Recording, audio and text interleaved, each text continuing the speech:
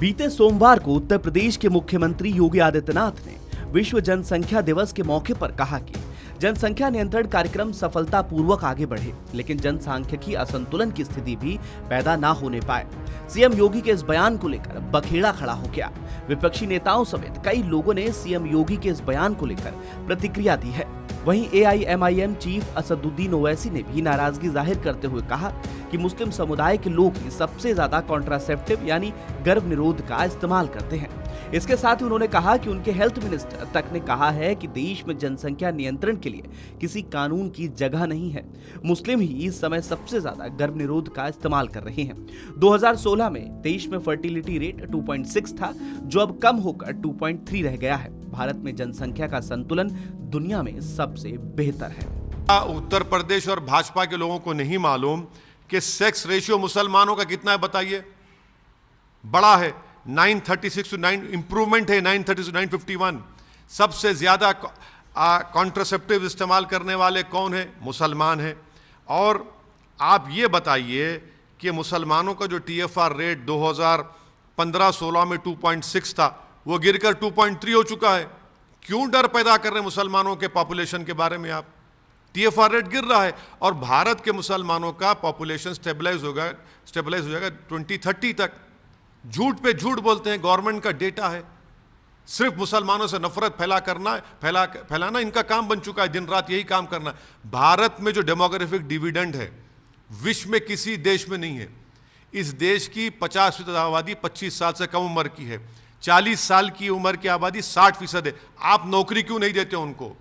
केंद्र सरकार में 60 लाख से ज्यादा नौकरियां हैं, आप सिर्फ 10 लाख दे रहे हैं। भारत के मुख्य प्रधानमंत्री, दीजिए ना 60 लाख नौकरी। इकोनॉमी बर्बाद हो रही है, आप उस पर तवज्जो नहीं ले रहे। आप सिर्फ एक शोषा छोड़ रहे हैं, शगुफा छोड़ रहे हैं ताकि नफरत फैल जाए मुसलमानों के खिलाफ। वहीं आपको सीएम योगी आदित्यनाथ का वो बयान भी सुनवाते हैं, जहां उन्होंने जनसंख्या असंतुलन पर अपनी बात रखी थी और उसमें ऐसा क्या कुछ कहा था जिस पर असदुद्दीन ओवैसी इतना उखड़े हुए हैं। जब हम परिवार नियोजन की बात और जनसंख्या स्त्रीकरण की बात करते हैं, तो हमें इस बात को ध्यान में रखना होगा कि जनसंख्या नियंत्रण का कार्यक्रम सफलतापूर्वक आगे बढ़े, लेकिन जनसांख्यिकी असंतुलन की स्थिति भी न पैदा होने पाए।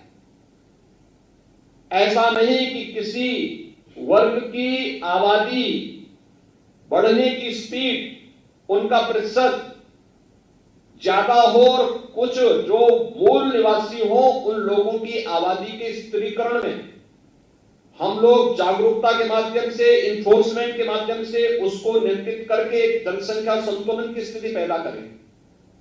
और यह एक चिंता का विषय है हर एक उस देश के लिए जहां पे जनसंख्या संतुलन की स्थिति पैदा होती है, जनसांख्यिकीय संतुलन की स्थिति पैदा होती है। रिलीजियस डेमोक्रेसी पर इसका विपरीत असर पड़ता है। फिर वहां पर एक समय के बाद अव्यवस्था और अराजकता जन्म लेने लगती है।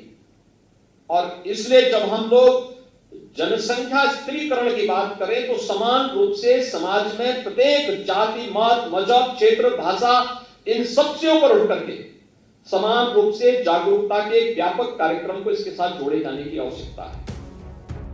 आपको बता दें कि 1951 में देश में मुसलमानों की आबादी 9.8% थी और 2011 में ये 14.2% हो गई। वहीं इसी टाइम पीरियड में हिंदुओं की संख्या 84% से 79.8% पर आ गई। फैमिली प्लानिंग के तरीकों को अपनाने वाले मुस्लिम 45.3% हैं, यानी लिस्ट में सबसे नीचे। चौंकाने वाला फैक्ट यह भी है कि इस लिस्ट में दूसरा सबसे निचला नंबर हिंदुओं का है। 54.4% हिंदू फैमिली प्लानिंग को अपनाते हैं। गौर करने वाली बात यह है कि मुस्लिम काफी तेजी से फैमिली प्लानिंग को अपना रहे हैं, जिससे कि ये दायरा कम होता जा रहा है। फिलहाल के लिए इस खबर में इतना ही। अपडेट्स के लिए बने रहिए वन इंडिया हिंदी के साथ।